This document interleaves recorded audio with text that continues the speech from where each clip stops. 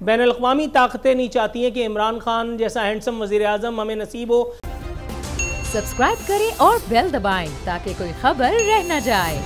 ये बार बार establishment neutral है, वो इदारे न्यूट्रल हैं, गैर जानिबदार हैं, ये सब कुछ आप लोगों के मुंह से ही निकल रहा है। सर जनाब मन, अब अगर इफ एट ऑल वाली बात है, इमरान खान साहब इस नो कॉन्फिडेंस मोशन के बाद भी सरवाइव कर जाते हैं, तो आपको अंदाजा है आप लोग कहां खड़े होंगे, दीवार के कौन से हिस्से की तरफ आपका मुंह होगा, और हैंड्स अप करके आप लोगों को कौन सा गाना हम लोग गा रहे होंगे?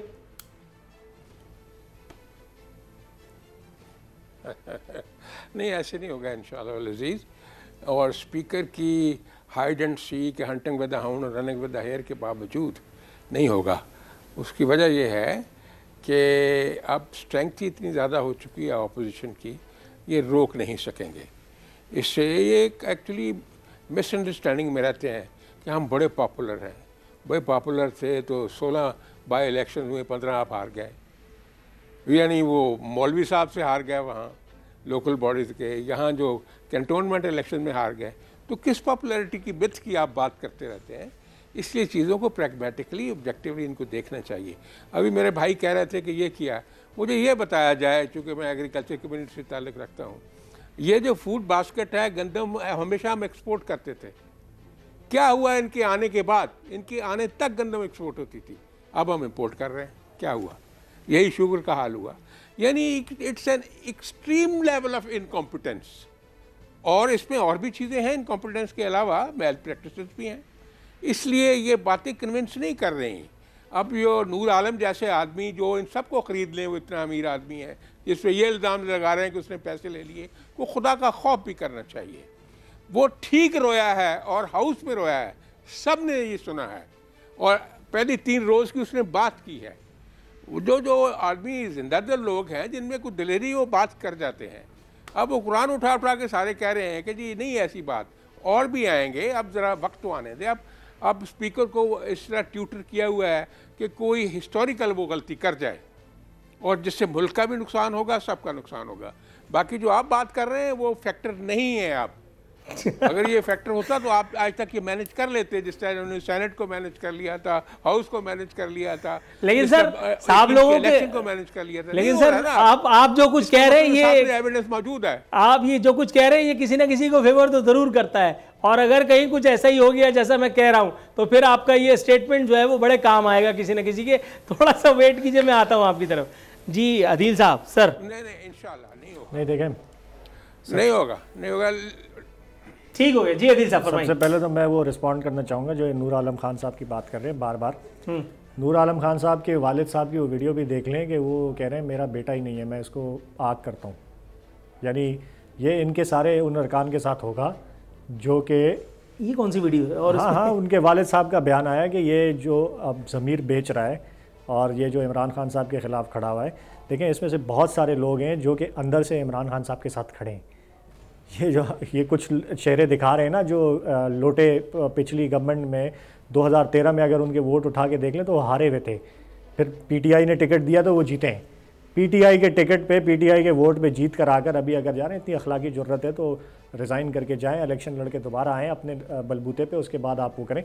तो नूर आलम साहब का आप पुराना रिकॉर्ड देख लें, 2013 का रिज़ल्ट देख लें, उनकी औकात पता चल जाएगी कि उनके हल्के में क्या औकात है। पीटीआई के वोट पे 2018 में जीत कर आए, उनके वालिद साहब ने उनके घर से जो है उन्होंने इसको डिसओन कर दिया है कि ये हमारे बेटा कहलाने के लायक नहीं है ये। इसी तरह इन सब के साथ होगा। ये पॉपुलैरिटी का इनको अंदाज़ा नहीं है। आज आवाम जो है महंगाई की बात नहीं कर रही, आज आवाम जो है वो कह रही है कि इन 3 चोरों, लुटेरों, इन 2 नंबर ठगों के साथ अगर इस मुल्क ने बचना है तो बेहतर इमरान खान के साथ डूब जाए ये मुल्क। ये आवाम जो है ना, ये इनको लग पता जाएगा, इनको नज़र आ जाएगा, और ये अभी वोट ऑफ नो कॉन्फिडेंस का दिन गुजरने दें, उसके बाद इनसे बात की जाएगी। उसके बाद से मैंने क्या कोई गलत बात, मैंने क्या कोई अल्फाज खुदा ना गलत इस्तेमाल किए?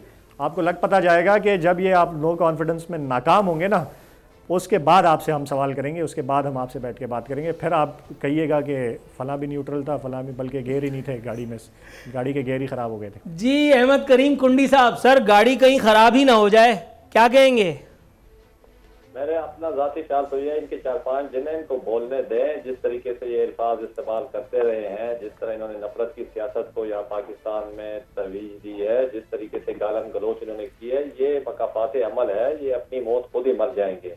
ये लोगों को इल्जामात लगाते रहे। जब लोग इनके साथ होते हैं तो वो तो फिर ठीक होते हैं। जब लोग इनको शीशा या आईना दिखाते हैं तो फिर ये कहते हैं जो भाई यार ये बिक गए हैं।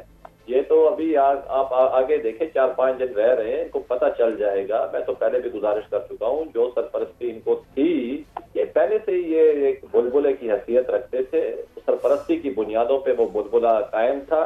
सरपरस्ती खत्म हो चुकी है और ये बुलबुला अपने इंजाम तक पहुंच चुका है। इल्जामात छोड़ें, अगर इनके पास अक्सरियत है तो ऐवान में आए और आइन के मुताबिक असेंबली के इजलास को में खड़े हो, आके अक्सरियत शो करें और अपनी हुकूमत करें।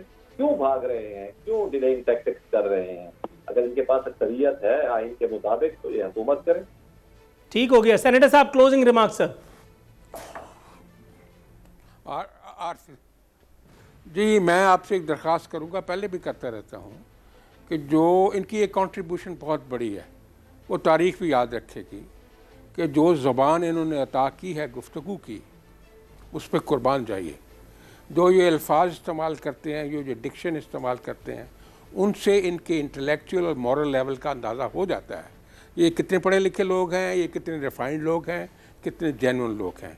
और मेरी एक आपसे दरख्वास्त है आखिर में कि जब भी आप बुलाएं अपने इन दोस्तों को, इनसे पहले बात कर लें कि आप ये ज़ुबान इस्तेमाल नहीं करेंगे। बाइज़्ज़त लोग भी आते हैं आपके सामने, ये आपको इजाज़त नहीं दी जा सकती इस तरह की ज़ुबान इस्तेमाल करने की। आपने मुकदमे झूठे बना लिए, केस ट्राई कर लिए, उनकी बच्चियों को बंद कर दिया, उनके बिस्तर छीन लिए, उनका ट्रायल करवा लिया। अभी आपकी कसर है ये गालियाँ देने की? खुदा का खौफ कहाँ है कोई? अल्लाह से डरें। आपका यौम हिसाब आ रहा है, आपको पता चल जाएगा। बहुत मेहरबानी आरफिन साहब, शुक्रिया। Thank you. जी सर, अदील साहब, आपका यौम हिसाब आ रहा है सेनेटर साहब के नज़दीक, आपका यौम हिसाब आ चुका है। मैं ये कहना चाहूँगा कि इंशाअल्लाह ये जो चोरों का टोला है ये नाकाम होगा और प्राइम मिनिस्टर इमरान खान जो है वो और मज़ीद मजबूत होकर आएंगे। और इनको भी ये बखूबी अंदाज़ा है। ये इसलिए बौखलाहट में जो है हुकूमत गिराने निकले हैं कि इनके सारों के इन्होंने अभी कुछ माफियाज का जिक्र किया था, इन सब के केसेस राइप हुए हैं। उधर वो जो है मनी लॉन्ड्रिंग में शहबाज शरीफ भी है। आसिफ, आपको शायद आपने मीडिया पर नहीं सुना होगा, आसिफ जरदारी साहब जो फेक अकाउंट स्कैंडल है ना, उसके अंदर नैब को प्ली बार्गेन के तहत पैसे वापस कर चुके हैं। ये बात सामने क्यों नहीं आई? ये आप जाके रिसर्च करें, इस पर देखें, निकालें। तो चेयरमैन नैब को टीवी पे बैठ जाना चाहिए था। उन्होंने 25 से 30 अरब रुपया जो है वो नैब को वापस किया है प्ली बार्गेन के अंदर। ये इन सबके इनको पता ही है इन्होंने जेलों में जाना है। ये आपने ये सारे के सारे जो है इन्होंने जाने। ये जो जिसकी बात करें ना गंदम की, के गंदम जो है वो बाहर से, इनका सिंध गवर्नमेंट जो है वो ज़ख़ीरा अंदोज़ी में और उसके अंदर गंदम को गायब करने में नैब के साथ प्ली बार्गेन करके नैब को पैसे वापस कर चुके हैं, एक्सेप्ट कर चुके हैं कि सिंध में इन्होंने गंदम चोरी की है। एक नया मौजू एक प्रोग्राम में सामने आ गया है। आपको हकीकत बता रहा हूँ, आप जाके रिकॉर्ड उठा के देख लें। गंदम की चोरी में भी ये नैब को प्ली बार्गेन कर चुके हैं। आसिफ जरदारी फिर एक नया मौजू खुल जाएगा, फिर मुझे तस्दीक या तरदीद के लिए जाना पड़ेगा। मेरा ख्याल है इसको यहीं वाइंड अप करते हैं। इसको तस्दीक करके अगले सेनेटर साहब, सेनेटर राना मकबूल साहब, अदील साहब और अहमद करीम कुंडी साहब, तीनों मुअज़्ज़िज़ीन का शुक्रिया। सब्सक्राइब करें और बेल दबाएं ताकि कोई खबर रह न जाए।